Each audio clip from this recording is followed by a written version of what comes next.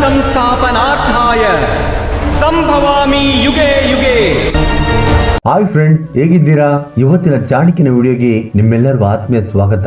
ಸ್ನೇಹಿತರೆ, ಒಂದು ಹುಡುಗಿ ಮಧ್ಯರಾತ್ರಿ 2:30 ಸಮಯದಲ್ಲಿ ತಿರುಪತಿ ದೇವಸ್ಥಾನದ ಒಳಗಡೆ ಪ್ರವೇಶ ಮಾಡಿದಾಗ ಅಲ್ಲಿ ಏನು ನಡೆಯಿತು, ಆಗ ದೇವಸ್ಥಾನದಲ್ಲಿ ನಡೆದ ಅದ್ಭುತದ ಬಗ್ಗೆ ತಿಳಿದುಕೊಂಡರೆ ನೀವು ಕೂಡ ಸತ್ಯವಾಗಿಯೂ ಆಶ್ಚರ್ಯರಾಗುತ್ತೀರಾ. ಆಂಧ್ರ ಪ್ರದೇಶದ ಚಿತ್ತೂರು ಜಿಲ್ಲೆಯಲ್ಲಿ ನಮ್ಮ ತಿರುಪತಿ ತಿಮ್ಮಪ್ಪನ ದೇವಸ್ಥಾನ ಇದೆ ಅಂತೇಳಿ ನಮ್ಮೆಲ್ಲರಿಗೂ ಚೆನ್ನಾಗಿ ಗೊತ್ತು. ಇದು ಅತಿ ಶ್ರೇಷ್ಠವಾದ ದೇವಾಲಯ. ನಾವು ಆ ದೇವಸ್ಥಾನದ ಒಳಗಡೆ ಪ್ರವೇಶ ಮಾಡಿದಾಗ ನಾವು ವೈಕುಂಠಕ್ಕೆ ಹೋಗಿದ್ದೀವೇನೋ ಅನ್ನೋ ಫೀಲ್ ಆಗುತ್ತೆ. ನಾವು ಈ ದೇವಸ್ಥಾನದಲ್ಲಿ ಇರುವಷ್ಟು ಸಮಯ ದೇವರು ನಮ್ಮ ಸುತ್ತಮುತ್ತಲೇ ಇದ್ದಾನೇನೋ ಅನ್ನೋ ಫೀಲ್ ಶುರುವಾಗುತ್ತೆ. ಹಾಗಿದ್ದರೆ ತಿರುಪತಿ ತಿಮ್ಮಪ್ಪನ ಸನ್ನಿಧಿಯಲ್ಲಿ ನಡೆದ ಅದ್ಭುತ ವಿಸ್ಮಯದ ಬಗ್ಗೆ ತಿಳಿದುಕೊಳ್ಳೋಣ ಬನ್ನಿ. ಹಾಗಿದ್ದರೆ ಇದೇ ಮೊದಲ ಬಾರಿಗೆ ನಮ್ಮ ಚಾನೆಲ್ ನೋಡ್ತಿದ್ರೆ ಈ ವಿಡಿಯೋಗೊಂದು ಲೈಕ್ ನೀಡಿ ನಮ್ಮ ಚಾನೆಲ್ ಅನ್ನ ಸಬ್ಸ್ಕ್ರೈಬ್ ಮಾಡ್ಕೊಳ್ಳಿ.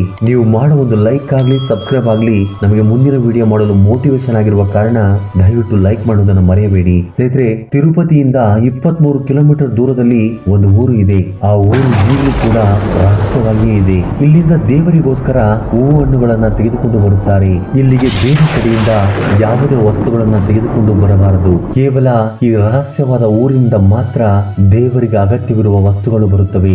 ಇಲ್ಲಿ ವಾಸ ಮಾಡುತ್ತಿರುವ ಜನರು ಬೇರೆ ಊರಿನ ಜನರನ್ನ ಊರಿನ ಒಳಗಡೆ ಬಿಟ್ಟುಕೊಳ್ಳುವುದಿಲ್ಲ.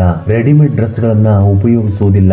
ಸ್ವತಃ ಅವರೇ ತಮ್ಮ ಬಟ್ಟೆಗಳನ್ನ ತಯಾರು ಮಾಡಿಕೊಳ್ಳುತ್ತಾರೆ. ಈ ಊರಿನಲ್ಲೇ ಪಲ್ಲವಿ ಎಂಬ ಹುಡುಗಿ ಇದ್ದಳು. ಅವಳು ಪ್ರತಿದಿನ ದೇವರಿಗೋಸ್ಕರ ಹೂವಿನ ಹಾರವನ್ನ ರೆಡಿ ಮಾಡುತ್ತಿದ್ದಳು. ಒಂದು ದಿನ ಇವಳು ನಿದ್ರೆ ಮಾಡುತ್ತಿರುವಾಗ ಅವಳ ಕನಸಿನಲ್ಲಿ ವೆಂಕಟೇಶ್ವರ ಸ್ವಾಮಿ ಬರುತ್ತಾರೆ.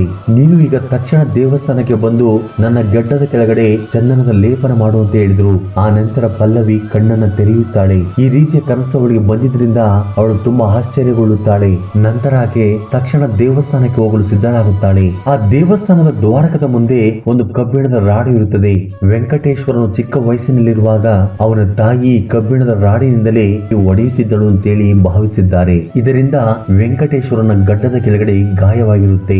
ಅವತ್ತಿನಿಂದ ಆ ಗಾಯ ಗುಣವಾಗುವುದಕ್ಕೋಸ್ಕರ ಪ್ರತಿ ಶುಕ್ರವಾರ ಭಗವಂತನ ಗಡ್ಡದ ಕೆಳಗಡೆ ಚಂದನವನ್ನ ಲೇಪನ ಮಾಡುತ್ತಾರೆ. ಇನ್ನು ಪಲ್ಲವಿಗೆ ಕನಸು ಬಿದ್ದಿದ್ದು ಕೂಡ ಶುಕ್ರವಾರನೇ. ಆಗ ಪಲ್ಲವಿ ಇದು ಭಗವಂತನ ಆದೇಶ ಅಂತೇಳಿ ಭಾವಿಸುತ್ತಾಳೆ. ಈ ಮಾತನ್ನ ಯಾರಿಗೆ ಹೇಳಿದ್ರು ಕೂಡ ಯಾರು ಕೂಡ ನನ್ನ ಮಾತನ್ನ ನಂಬುವುದಿಲ್ಲ ಅಂತೇಳಿ ಅವಳಿಗೆ ಗೊತ್ತಿತ್ತು.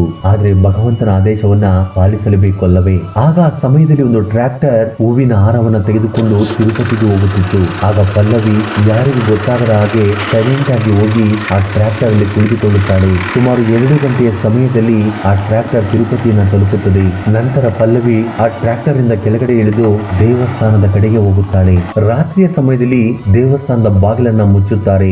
ಆದ್ರೆ ಅವತ್ತು ಮಧ್ಯರಾತ್ರಿ 2:30 ಸಮಯದಲ್ಲಿ ನಡೆದ ಘಟನೆಯನ್ನ ನೆನಪು ಮಾಡಿಕೊಂಡ್ರೆ ನೀವು ಕೂಡ ನಿಜವಾಗಿಯೂ ಆಶ್ಚರ್ಯರಾಗುತ್ತೀರಾ. ಯಾವಾಗ ಪಲ್ಲವಿ ದೇವಸ್ಥಾನದ ಒಳಗಡೆ ಪ್ರವೇಶ ಮಾಡಿದಳೋ ಆಗ ದೇವಸ್ಥಾನದ ಬಾಗಿಲುಗಳು ತನ್ನಷ್ಟಕ್ಕೆ ತಾನೇ ತೆರೆದುಕೊಳ್ಳುತ್ತವೆ. ಪಲ್ಲವಿ ಗರ್ಭಗುಡಿಯಲ್ಲಿದ್ದ ವಿಗ್ರಹವನ್ನ ನೋಡಿದ ತಕ್ಷಣ ಸ್ವಯಂ ದೇವರಿದ್ದಾನೇನೋ ಅನ್ಸುತ್ತೆ.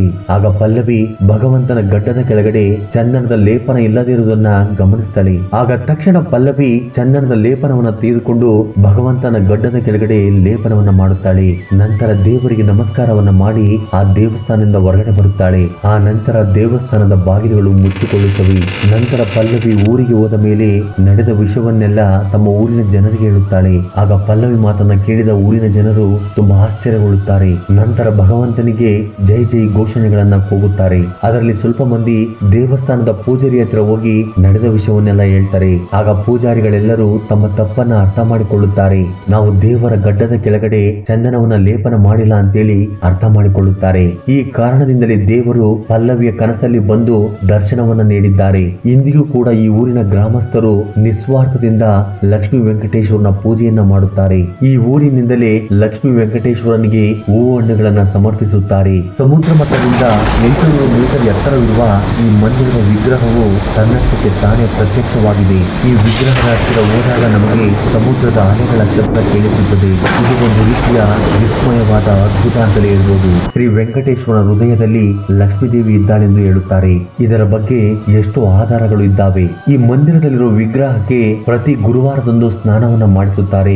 ಆ ನಂತರ ಚಂದನವನ್ನ ಲೇಪನ ಮಾಡುತ್ತಾರೆ. ಸ್ನಾನ ಮಾಡಿಸುವ ಸಮಯದಲ್ಲಿ ಶ್ರೀ ವೆಂಕಟೇಶ್ವರನ ಹೃದಯ ಭಾಗದಲ್ಲಿ ಲಕ್ಷ್ಮೀ ದೇವಿಯ ಆಕಾರ ಕಾಣಿಸುತ್ತದೆ.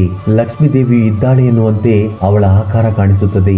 ಇದರ ಹಿಂದೆ ಇರುವ ರಹಸ್ಯವನ್ನ ಇವತ್ತಿಗೂ ಕೂಡ ಯಾವುದೇ ಸೈಂಟಿಸ್ಟ್ಗಳು ಕೂಡ ಭೇದಿಸಲಾಗಿಲ್ಲ. ಸ್ನೇಹಿತರೆ, ದೇವಸ್ಥಾನಗಳಲ್ಲಿ ತುಪ್ಪದ ದೀಪಗಳನ್ನ, ಎಣ್ಣೆಯ ದೀಪಗಳನ್ನ ಸಾಮಾನ್ಯವಾಗಿ ನಾವೆಲ್ಲರೂ ನೋಡಿಯೇ ಇರುತ್ತೇವೆ.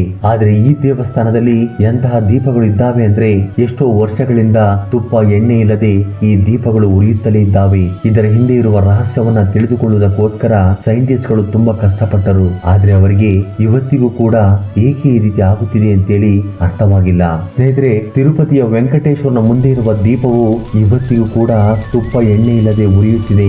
ಈ ದೇವಸ್ಥಾನದಲ್ಲಿರುವ ವಿಗ್ರಹವನ್ನು ಕೂಡ ಒಂದು ಪ್ರತ್ಯೇಕವಾದ ಕಲ್ಲಿನಿಂದ ಕೆತ್ತನೆಯನ್ನ ಮಾಡಲಾಗಿದೆ.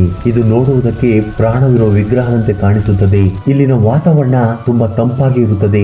ಆದ್ರೂ ಕೂಡ ವಿಗ್ರಹದ ಮೇಲೆ ಬೆವರ ಹನಿಗಳು ಕಾಣಿಸುತ್ತವೆ. ಈ ರೀತಿಯ ಒಂದು ವಿಶಿಷ್ಟವಾದ ಅದ್ಭುತ ಪ್ರಪಂಚದ ಯಾವುದೇ ದೇವಸ್ಥಾನದಲ್ಲೂ ಕೂಡ ನೋಡುವುದಕ್ಕೆ ಸಾಧ್ಯವಿಲ್ಲ. ಇವತ್ತಿಗೂ ಕೂಡ ಈ ವಿಗ್ರಹದ ಮೇಲೆ ನಿಜವಾದ ಕೂದಲಿನ ಜುಟ್ಟು ಇದೆ. ಇವತ್ತಿಗೂ ಒಂದು ಸಾರಿಯೂ ಕೂಡ ಗಂಟಾಗಿಲ್ಲ. ಇದು ಕೂಡ ಒಂದು ರೀತಿ ಅದ್ಭುತವಾದ ರಹಸ್ಯವಾಗಿ ಉಳಿದು ಹೋಗಿದೆ. ಆದ್ರೆ ದೇವಸ್ಥಾನದಲ್ಲಿ ಒಂದು ವಿಚಿತ್ರವಾದ ವಿಷಯವೇನೆಂದ್ರೆ, ಈ ದೇವಸ್ಥಾನಕ್ಕೆ ಬಂದ ಭಕ್ತರು ತಮ್ಮ ಕೂದಲುಗಳನ್ನ ಮುಡಿಯ ರೂಪದಲ್ಲಿ ಅರ್ಪಿಸುತ್ತಾರೆ. ಹಾಗಿದ್ದರೆ ಈ ದೇವಸ್ಥಾನದಲ್ಲಿ ಈ ರೀತಿಯ ಮುಡಿಯನ್ನ ಏಕೆ ಕೊಡುತ್ತಿದ್ದಾರೆ ಎಂದು ನಿಮಗೆ ಗೊತ್ತೇ? ಸ್ನೇಹಿತರೆ, ಇದರ ಹಿಂದೆ ಒಂದು ಪೌರಾಣಿಕ ಕಥೆ ಇದೆ. ಈ ಕಥೆಯ ಬಗ್ಗೆ ತಿಳಿದುಕೊಂಡ ನಂತರ ನೀವು ಕೂಡ ಆಶ್ಚರ್ಯರಾಗುತ್ತೀರಾ. ಪೌರಾಣಿಕ ಕಥೆಯ ಪ್ರಕಾರ ಪ್ರಾಚೀನ ಕಾಲದಲ್ಲಿ ವೆಂಕಟೇಶ್ವರನ ವಿಗ್ರಹದ ಮೇಲೆ ಒಂದು ಪರ್ವತ ನಿಂತುಕೊಂಡಿರುತ್ತದೆ. ಆ ಪರ್ವತದ ಮೇಲೆ ಪ್ರತಿದಿನ ಒಂದು ಹಸು ಬಂದು ಹಾಲನ್ನ ಕೊಟ್ಟು ಹೋಗುತ್ತಿತ್ತು. ಯಾವಾಗ ಆ ಹಸುವಿನ ಮಾಲೀಕನಿಗೆ ಈ ವಿಷಯ ಗೊತ್ತಾಗುತ್ತೋ ಆಗ ಆತನಿಗೆ ತುಂಬಾ ಕೋಪ ಬರುತ್ತೆ.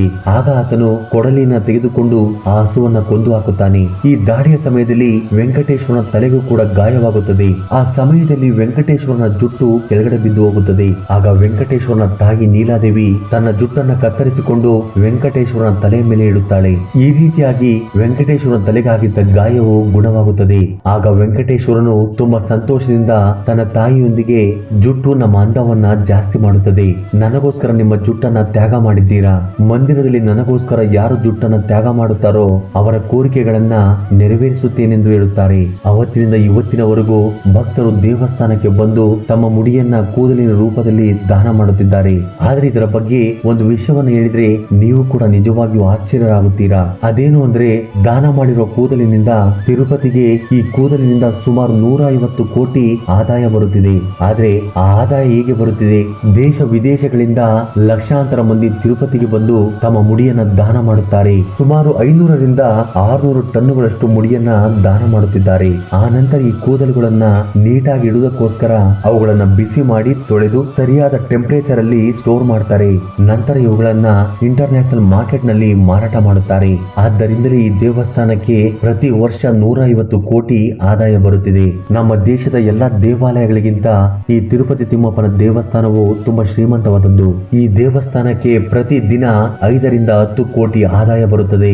ಆದ್ರೆ ಭಗವಂತನ ದೇವಸ್ಥಾನಕ್ಕೆ ಇಷ್ಟೊಂದು ಆದಾಯ ಏಕೆ ಅಂತೇಳಿ ನೀವು ಆಲೋಚಿಸುತ್ತಿರಬಹುದು. ಆದ್ರೆ ಇದರ ಹಿಂದೆಯೂ ಕೂಡ ಒಂದು ಪೌರಾಣಿಕ ಕಥೆ ಇದೆ. ಪ್ರಾಚೀನ ಕಥೆಯ ಪ್ರಕಾರ ಭೃಗ ಮಹರ್ಷಿಯು ವೈಕುಂಠಕ್ಕೆ ಬಂದಾಗ ಭೃಗ ಮಹರ್ಷಿ ತಮ್ಮ ಪಾದವನ್ನ ವೆಂಕಟೇಶ್ವರನ ಎದೆ ಮೇಲೆ ಇಡುತ್ತಾರೆ. ಆಗ ತಕ್ಷಣ ವಿಷ್ಣು ಭಗವಾನರು ಭೃಗ ಮಹರ್ಷಿಯ ಕಾಲನ್ನ ಹಿಡಿದುಕೊಂಡು ನಿಮಗೇನಾದ್ರೂ ಗಾಯವಾಯ್ತಾ ಅಂತ ಕೇಳ್ತಾರೆ. ಆಗ ಭೃಗ ಮಹರ್ಷಿ ವೆಂಕಟೇಶ್ವರನ ವಿನಯತೆಯನ್ನ ನೋಡಿ ತನ್ನ 2 ಕೈಗಳಿಂದ ನಮಸ್ಕಾರವನ್ನ ಮಾಡುತ್ತಾರೆ. ವೆಂಕಟೇಶ್ವರನ ಹೃದಯದಲ್ಲಿ ಲಕ್ಷ್ಮೀ ದೇವಿ ಇರುತ್ತಾಳೆ. ಆದ್ರೆ ಭೃಗ ಮಹರ್ಷಿ ತಮ್ಮ ಪಾದಗಳನ್ನ ಆ ಭಾಗದಲ್ಲಿ ಇಡುತ್ತಾರೆ. ಇದರಿಂದ ಲಕ್ಷ್ಮೀ ದೇವಿಗೆ ತುಂಬಾ ಕೋಪ ಬರುತ್ತದೆ. ಆಕೆಗೆ ಭೃಗ ಮಹರ್ಷಿಯ ಪ್ರವರ್ತನೆ ಇಷ್ಟವಾಗುವುದಿಲ್ಲ.